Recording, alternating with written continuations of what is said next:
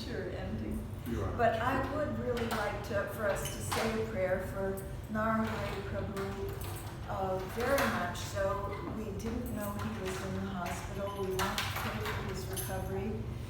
Vandanam is a process of one of the 9 processes, and when we pray for the best interest of our Sangam, our devotees, then it's actually, Krishna's very pleased. He's very pleased when we pray for others. So let's all say Hare Krishna, Hare Krishna, Krishna Krishna, Hare Hare, Hare Ram, Ram Ram, Hare Hare. And we're hoping and praying for the very best and the speediest and most effective recovery for Narahari Prabhu.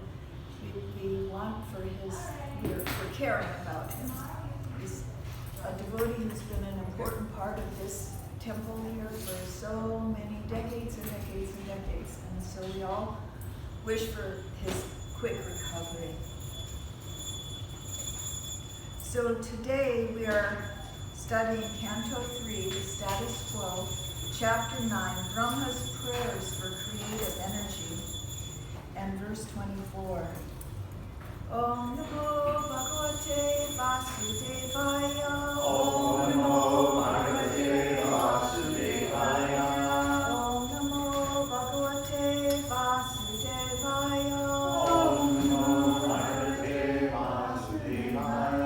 Om Namo Bhagavate Vasudevaya. Om Namo Bhagavate Vasudevaya. Om Namo Bhagavate Vasudevaya.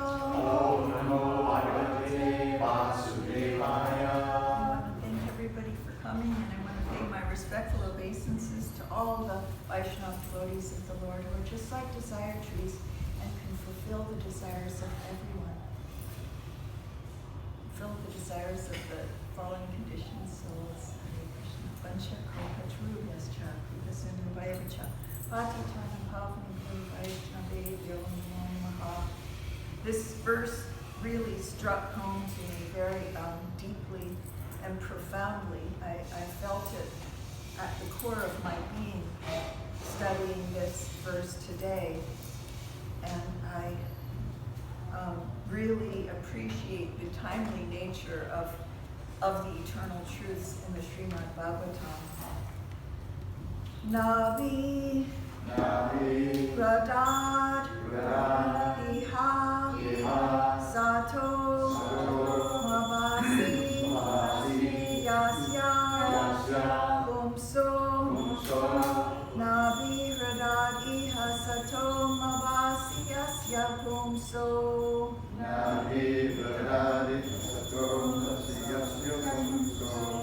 Vijsana Shaktir Aham Asam Ananta Shakti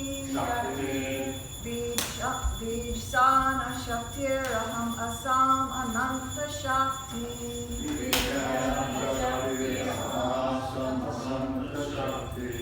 Rupam Vichitram Idam Asya Vivrinvato Me Rupam Vichitram Idam Asya Vrinvato Me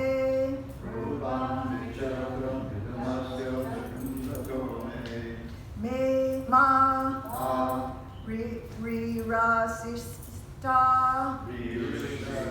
Ririsista Nigamasya Vigram Visarga Maririsista Nigamasya Niram Visarga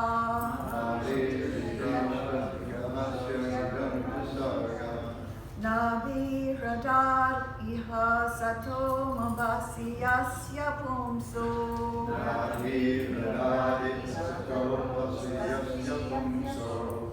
Vijsana Shukti Rahamasam Ananta Shakti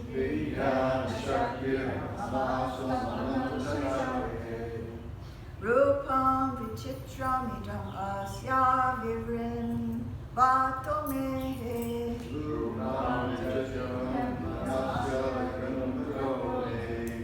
Maririsista Nigamasya Nigam Visarga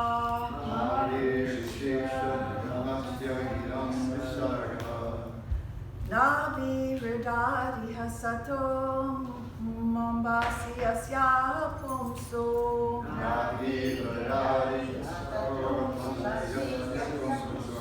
Rich Sana Shakti Raham Ashamananta Shakti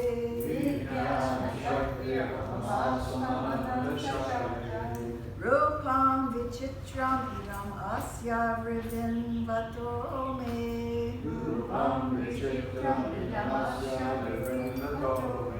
Maririsista Nigamasya Nigram Sisagaha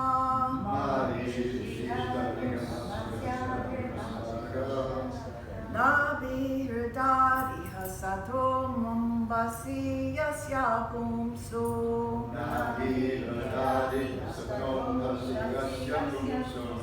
Viksana Shaktir Aham Asamananta Shakti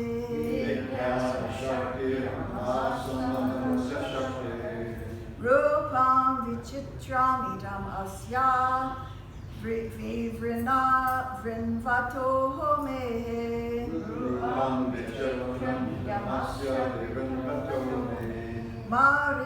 Maririsista Nigamasya Nigam Visarga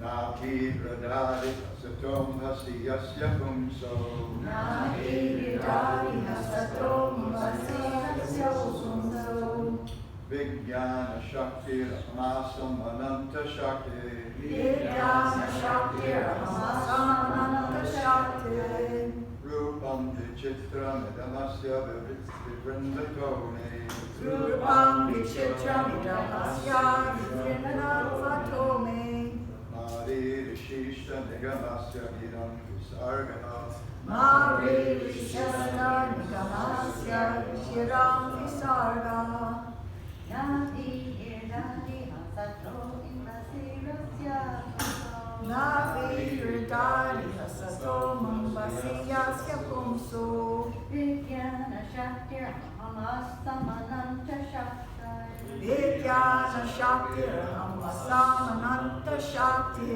Rupam Vichitram Idamasya Vrinvatome Rupam Vichitram Idam Asya Vrinvatome Marishitaya Namasya Grinam Visharata Maririsista Nigamasya Giram Visarga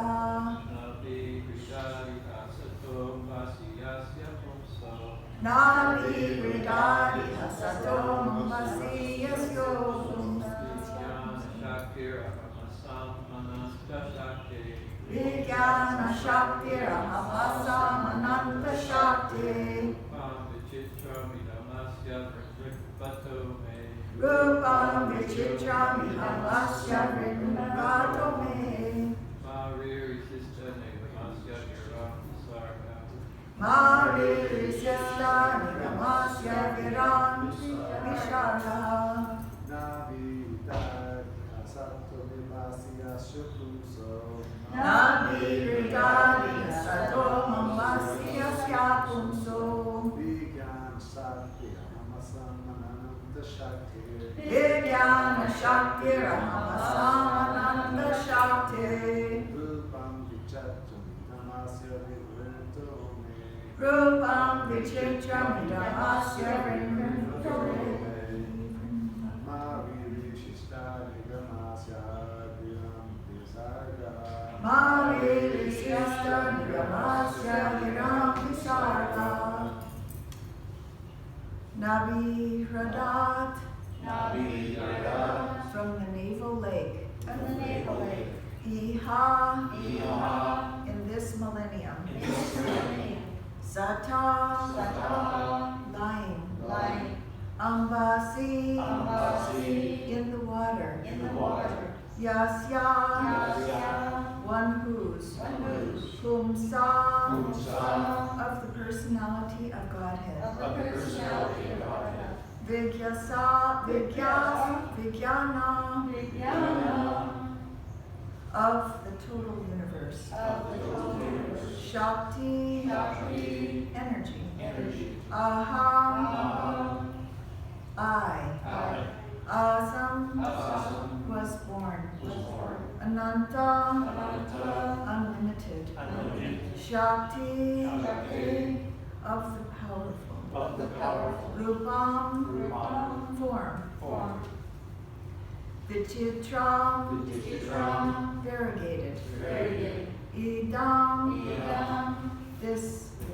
Asya, is. Vivrinvataha, manifesting.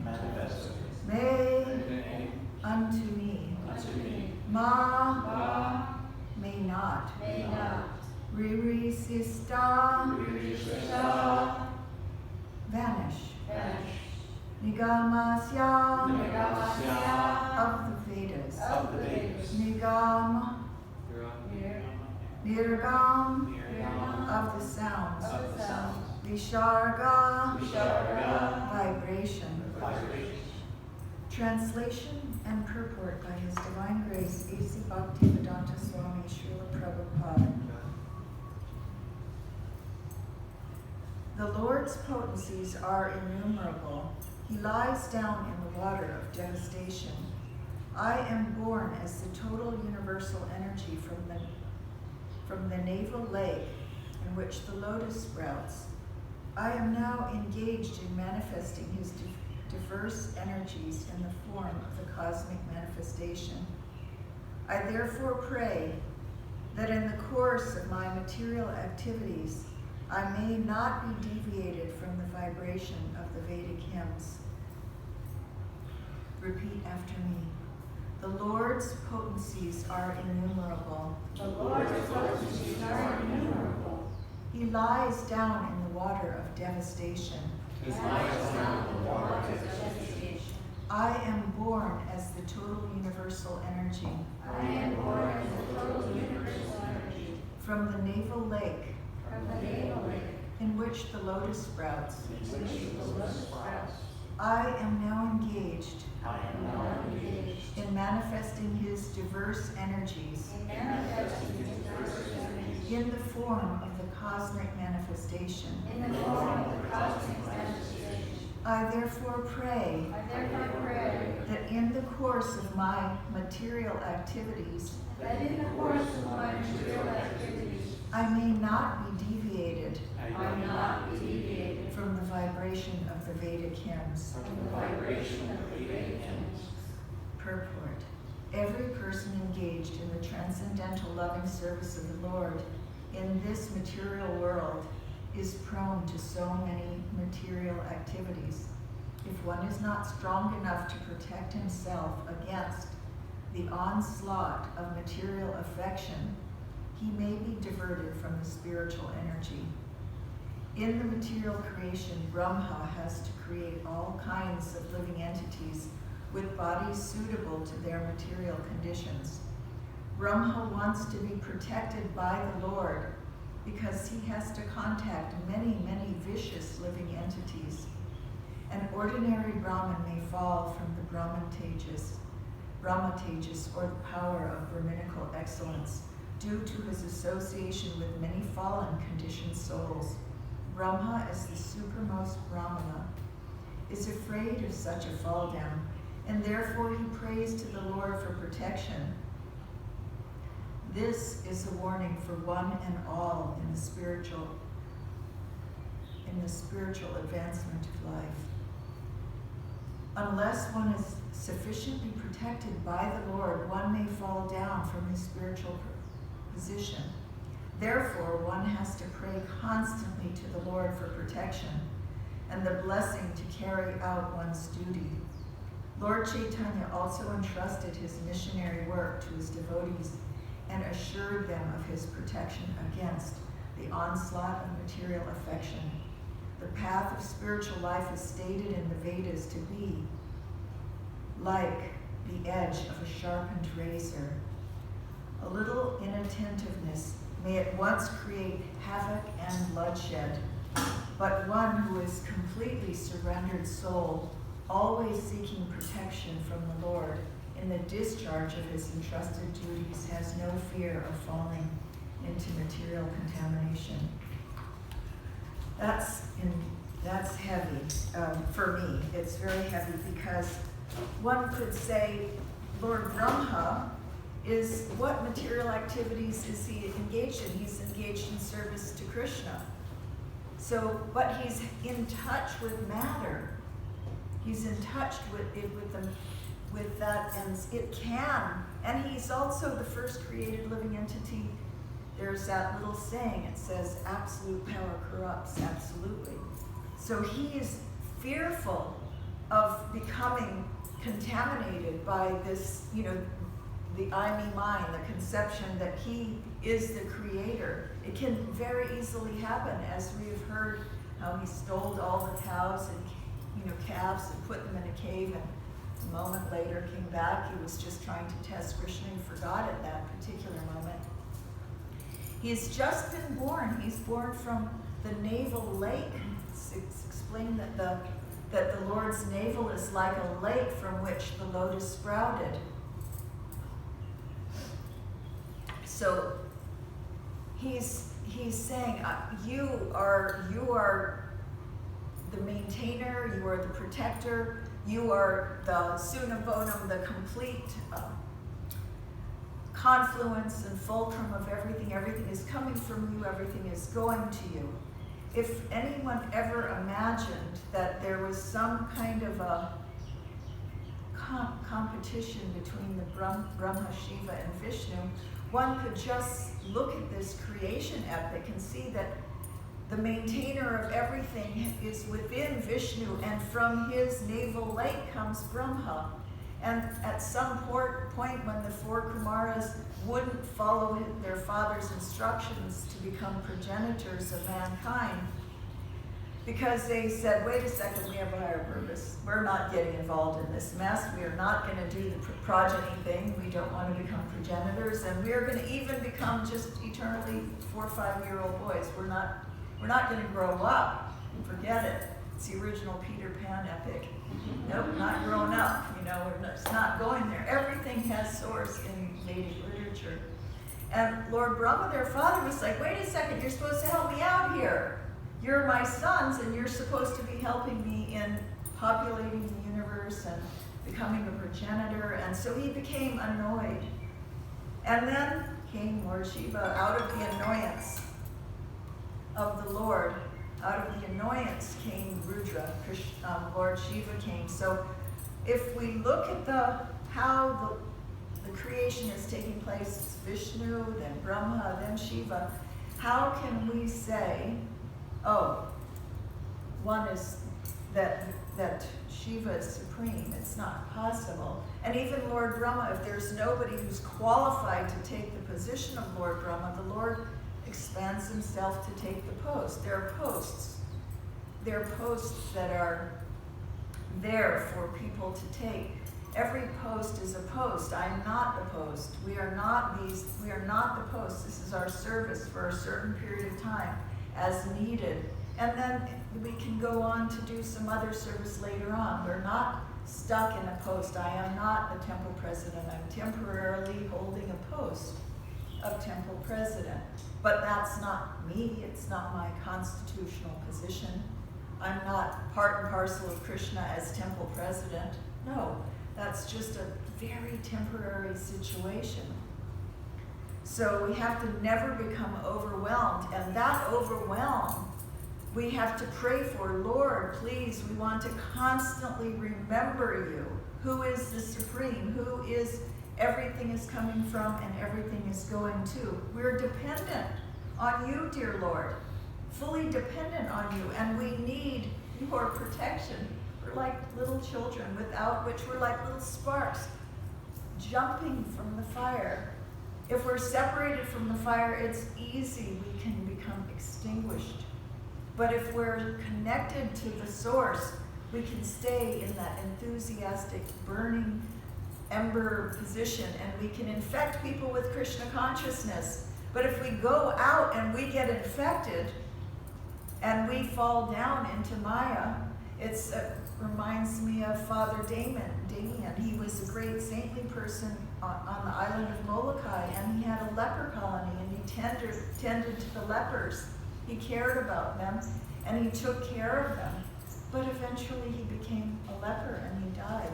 So we have to be careful that when we go out for preaching, we don't become influenced and affected by. Sometimes even we get involved with like a Christian with a missionary spirit that thinks they're going to save us, and they grab us and they talk and chew our heads in a way, So the better thing is to just, very graciously disconnect and not waste too much time, because we're not going to convince them and they're not going to convince us. It just isn't going to happen.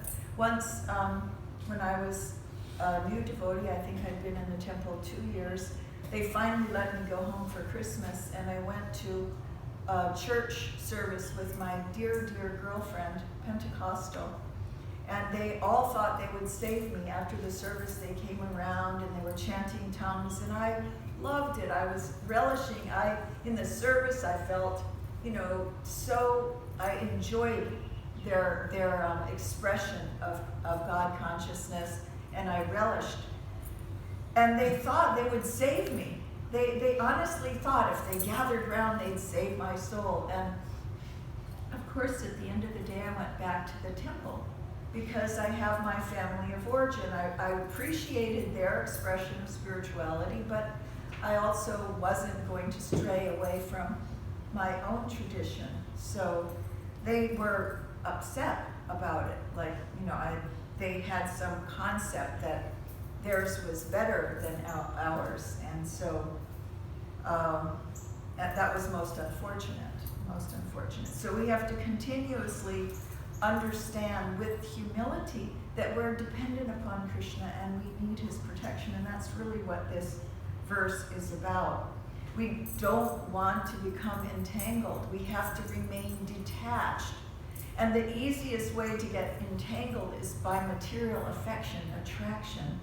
If we become, and this is interesting because even just recently I was, there are some friends in my life that, I was thinking that on outer islands if devoted, because I pick up all the calls at, the temple calls come and I answer, and they may be a devotee who's visiting another island, and I want to connect them to the Sangha there. I want to connect them. There was somebody calling from North Florida, another person calling from New York, and I want to connect them to the Sanghas there, the people I know, so that they can start going to the programs. And so I gave some of these people different phone numbers who got upset with me for giving out their phone numbers.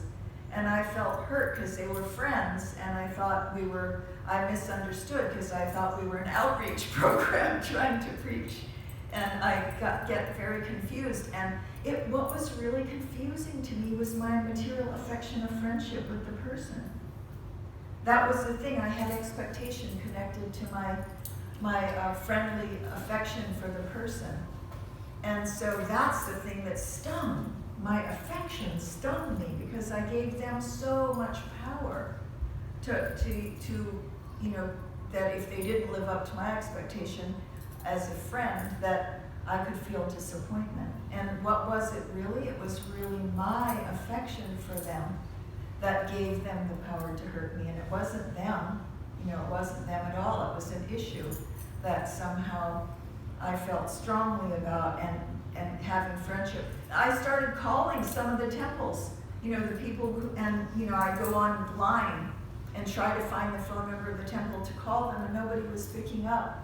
So it confused me as a, Krishna conscious society. I thought we were like in this place of outreach and in this preaching place of being there when somebody, like a hotline, when somebody needs to hear something about Krishna, maybe they've gotten a book and they're ripe and ready. Because sometimes I get these calls from people like they just read all of Bhagavad Gita that they've had on the shelf for maybe a decade or more, and now they've read it and they're just blown away because it spoke to their soul and they really want to talk to a devotee. And it would be really wonderful if all of us just wanted to talk to those sorts of folks. It's actually very, very enlivening for our Krishna consciousness to hear their enthusiasm having read one of Srila Prabhupada's books. So at the same time, if a person isn't trained in Krishna consciousness and they may be trying to train others, sometimes it's like a slippery philosophical slope. Someone may, like even there was one lecture where a person was challenging Srila Prabhupada. How do you know? And we can get these kinds of moods coming at us when we're taking a chance to reach out to bring somebody to Krishna consciousness, these kinds of challenging moods. And Prabhupada said, well, then how do you know?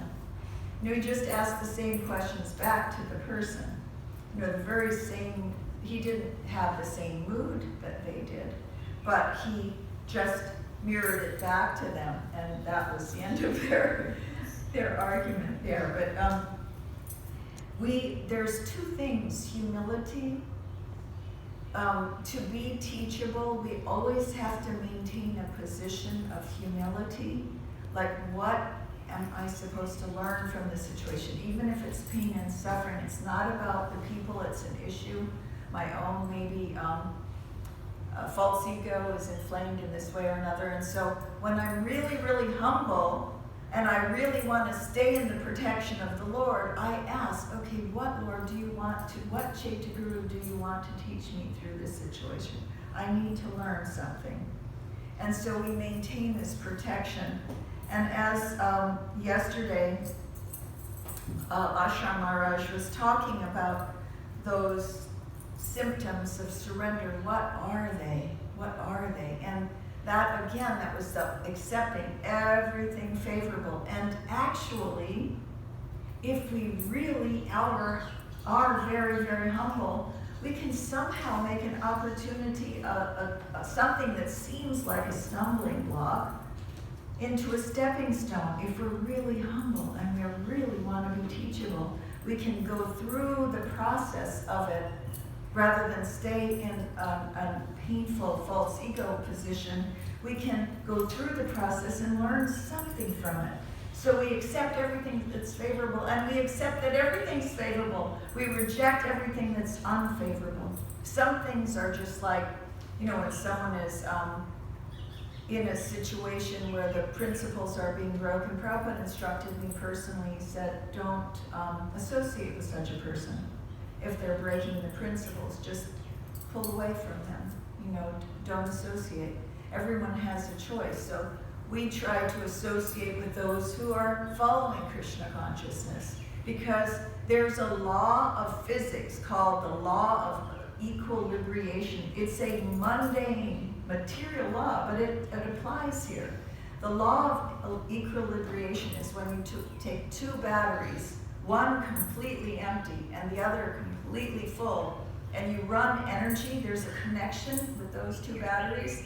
What happens is the full battery pushes half its energy into the empty battery. So if we're associating deeply and intimately and affectionately with people who are not following the principles, we will fall down. It just happens.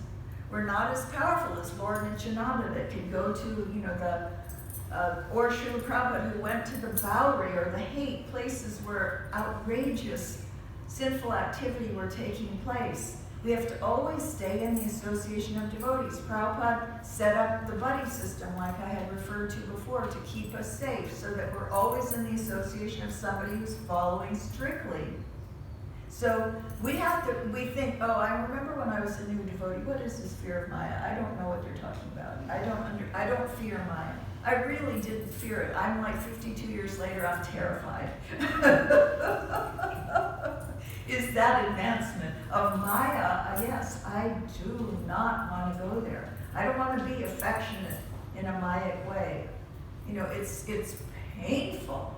If you care at all, if you're a sensitive being at all, if you have any empathy, it's extremely painful.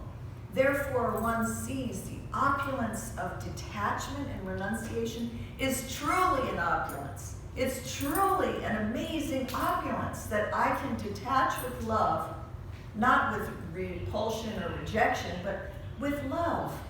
That's real renunciation. I'm loving Krishna, I'm attached to Krishna. By that protection of being attached to Krishna, I'm safe. I'm remembering him, Prahlad Maharaj, Hare Krishna, being thrown off a cliff, being crushed by an elephant, being taken into water, boiled in oil. Hare Krishna, Krishna Krishna, Hare Hare, Hare Ram, Ram Ram, Hare Hare. Always remembering Krishna, never forgetting him. Not even cursing his detractors, never even noticing. He was just remembering Krishna. And when his father said, "Where do you get your power?" he said, "The same place you do, Father." So innocently, Krishna. He didn't even detract, and he prayed for the benefit of even the demons, that everybody would be able to soften up and feel the humble protection and the dependence on the Lord. He didn't just oh no, only the Devas. The Devas were even afraid of Krishna, Nrsimhadev. They were like, he's angry. So they pushed Prahlad forward because Prahlad was fearless.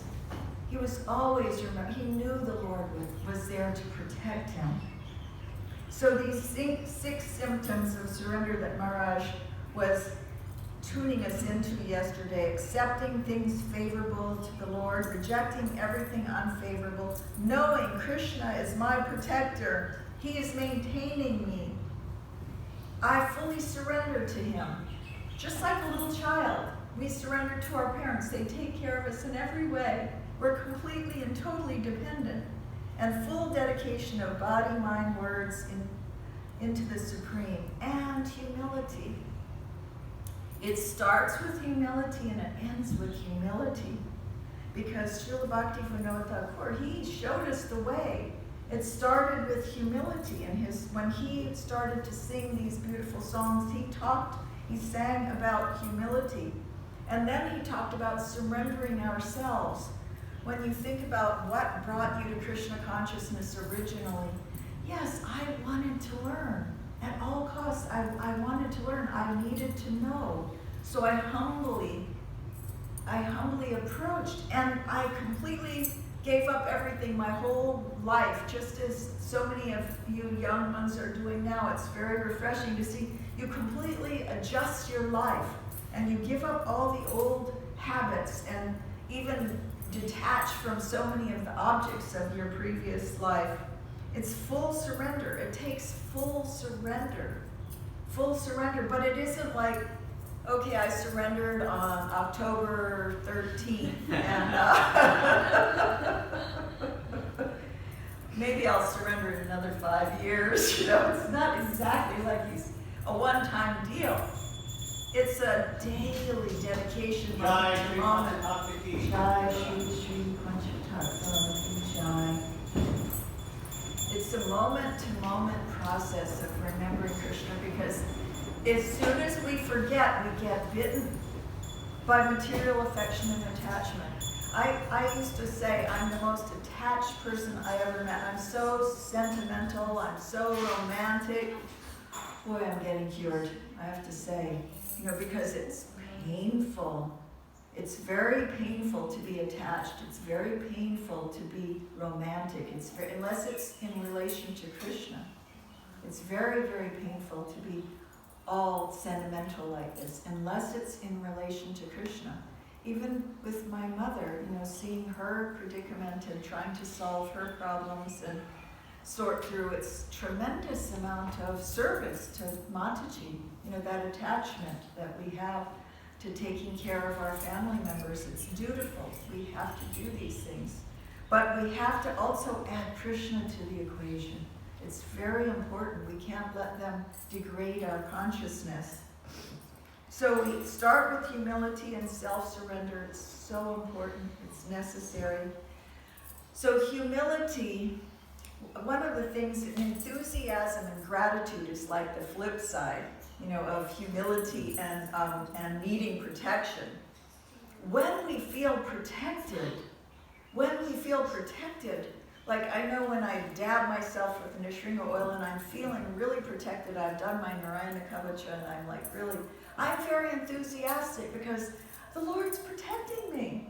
But there's times when I'm kind of down in the dumps because of my material affection and the expectation of this, that didn't go exactly the way I planned, and my expression of affection or my desire to serve in some way is fraught with misunderstanding, disconnection. So it's like I'm being tested, so I'm saying, oh Lord, please protect me again, I'm losing my enthusiasm. And this is because we're Tatasya Shakti, marginal potency, we're sometimes covered by this Yogamaya Krishna conscious energy, and sometimes, poor pitiful me, my relationship with my family members hurts. And so I'm like now in material concept of life, I'm now covered by Mahamaya. And it happens to all of us and the best of us, and it happens regularly. And then we have to quick surrender to Krishna and make sense of it and say, how are you teaching? What do you have to tell me now? Yes, I'm opening my heart. Yes, I'm taking shelter of you. Yes, I'm remembering you. I know I ventured out in attachment. I should have been surrendering to you every minute of the day, every second. So I'm only relishing your protection, and I'm totally dependent upon you. So this surrender is when we have the protection of the Lord and we're feeling all this joy and all this enthusiasm, which is the part of Upadeshamrita is saying that we're confident. We have confidence. We can go out into the world and we can teach people about Krishna. Like little Saraswati at the age of 2, she would tug on your dhoti and say, do you know? Krishna is the Supreme Personality of Godhead. And she was so adorable, like Maruti, that your heart melts. Of course, Krishna's the Supreme. No one, even probably an atheist, would agree with them, because they're so adorable and they're like a spark of the divine, youthful joy. And so having this beautiful surrender and desire to share Krishna consciousness, it's part of our process. It's part of the Yuga Dharma, is to share the joy of chanting the holy name, share the joy of Krishna consciousness. And it sure beats staying at home and having to listen to our mind. That's more treacherous than anything else. We go out, we can disconnect, we can connect to the person on the spiritual level, give them a book.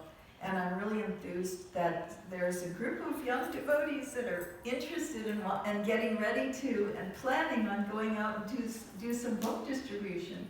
It's actually extremely inspiring to hear that book distribution is about ready to happen in this temple. I'm very happy and grateful. And I'm also would like to invite others to be part of it if they would like to be involved. We did have a book distributor that came and was giving us a little training, and I know Adi and Hari are really good at book distribution, and you might help them with their presentation and their approach, which would be really nice to give them a little training. Because they're all, if Vaishi Shekh's approach to book distribution is so simple and pure, and just sharing the pure joy of the reality of what's there in the book that they're sharing with them. It's just so simple. There's no deception. It's simple childlike joy. Simple childlike joy, but it can easily be you can be rejected, and so you need to then get some shelter and enthusiasm with the other devotees. I don't recommend doing it all by yourself. I recommend doing it in at least a small group of 2 at least, to be able to keep that association of devotees going. It even says in the Bible that when 2 or more are gathered in my name, I will appear. So there's protection in the association of devotees. And Brahma, he's saying, I'm about ready to, I'm doing this whole thing with the creative energy, and I am contacting some vicious beings. He's actually creating, as he's got the blueprint, he's got the patents, he's got the licensing from Krishna. It's all there, all the energy, he's got the ingredients, and he's manifesting these entities, and some of them are serpents and snakes and spiders and dragons and demons of all sorts. And he's saying, whoa. And he sometimes there's an onslaught, they come back at him. So he's saying, Lord, okay, I know this is an important part of the creative situation, but please protect me. Please protect me. So just like in when I went to Kedarnath and I saw what we had done as human beings to that beautiful, pristine valley, the Lord just came in one fell swoop and cleaned it all out with one gigantic deluge of, it was landslide that came from 2 glaciers having exploded like a tidal wave. And he cleaned that place up, and it became this pristine valley once again, with the main building there being the temple. He can do that just like that, so quickly, so quickly. He can take what we've done and clean it right up. We mess it up, he cleans it up. But let's try to act in such a way as to please Krishna, not that he needs to come clean up our messes. And we should always remember him, never forget him, and always pray for his protection. When we pray for his protection, then we have gratitude that we're being protected by him, and we have enthusiasm to share the glories of the Lord. Are there any questions or comments? One question, since Krishna is the source of all energy and all of creation, why didn't he just make devotees and demigods and just skip the servants of demons? It's like that. That's the in first spiritual time. sky. That's where, if you're in jail, you can't expect to have the top level association. The reason jail sucks so badly is because it's a very dangerous place. You're in with criminals. So here in this material world, it is called the jailhouse. So there's going to be all kinds of onslaughts of suffering that are going to encourage us to take shelter and ask for protection. Yes? Dr. Douglas. So, is it sinful to kill mosquito or cockroach? Well, I know that Prabhupada said if there's a predator,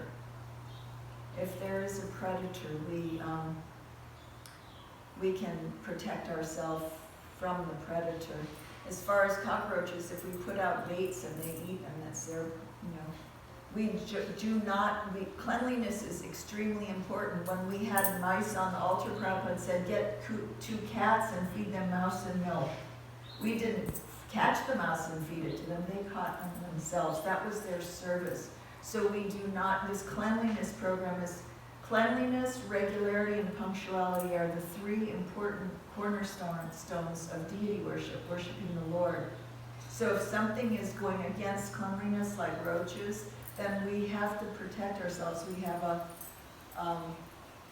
we have to keep things clean, and we have to put baits out so that they don't come into the area where we're worshiping the Lord. Krishna, Yes?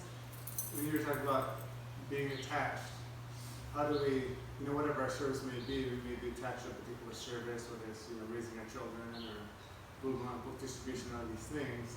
Sometimes we want a particular result from that. When we don't get that result, we become frustrated. So how do we become, even in devotional service, how do we become not, how do we at the same time do the best possible way we can do our service, but not being attached to that? Okay, so how do we perform our service? I think, again, it starts with humility and self-surrender, and that means that we've surrendered our expectation for results. Those results are being offered to the Supreme Personality of Godhead. It's not for me. It's not for me, myself, and I, the results. The powers and the potencies like Lord Brahma, he got all the creative the ingredients of creation from the Lord, the blueprints from the Lord, everything was there from the Lord, and he just engaged in the activity, but he's not, it was coming from Krishna. So Prabhupada said we are not to be puffed up by borrowed plumes. None of it is ours. We have to always remember Krishna, take protection and shelter from. We have to protect ourselves from even our own expectations. Our own expectations can become big stumbling blocks. Is that okay? Okay. Anything else? Yes, Emeritus. I just want to make a comment on his question. We are attracted to particular service maybe because of our nature. We have conditioning of, the Varna conditioning. And in the temple, it's all spiritual, it's beyond Varna. So, sometimes we battle inside between Varna and full surrendering. And so this battle going on inside. So, it's good if we engage our Varna in service of Krishna, but sometimes there is no way to engage our Varna in service of Krishna, so we just engage ourselves in service of the temple and whatever temple authorities say that this will happen. Well, just like Rebecca and I were sorting our worms and vermiculture, and the thing is that all they're doing is their swadharma is eating and pooping, and the devotee takes what they're doing and offers it to Krishna. So by the agyata sukriti, or the mercy of devotees, by the mercy of the devotees, one gets the mercy of the Lord. By the mercy of the devotees, they offer, like Srimati Tulsi Devi, just by putting tulsi, by wearing tulsi, by putting tulsi on the offerings, Krishna accepts. By our own so-called sukriti or qualification, we can never expect him to get the attention of the Lord, but through the mercy of Guru and Gauranga. They've taught us the process by which our service can become acceptable. And so we're very grateful that those worms could just be ordinary worms serving, but we're taking the worm castings and feeding them to Srimati Tulsi Devi. So even though they're doing ordinary activities, by the mercy of devotees, their activity becomes pure devotional service. And they get a much, much better situation next time. So we are serving worms in school, and it's our Vermachari ashram. And by the mercy of devotees, and Srimati Tulsi Devi, the pure devotee of Krishna, those worms are making a tremendous amount of spiritual advancement. So I pray to be as lucky as those worms. Hare Krishna. Yes, Jacopo. How important is sound vibration to keeping us out of Maya? It's the most important. Sound Because vibration. Lord Brahma is praying that he may hear the Vedic hymns. Always, he wants to hear the Vedic hymns. He doesn't want to be separated from spiritual sound. Shabda Brahman. Shabda Brahman will help us even at the time, if we're in a coma. Shabda Brahman, the names of Krishna, will save us from the most dangerous kind of fear. Thank you for bringing that up, Jaigopal. Hare Krishna. Glories to Prabhupada. Sarira Vijaja.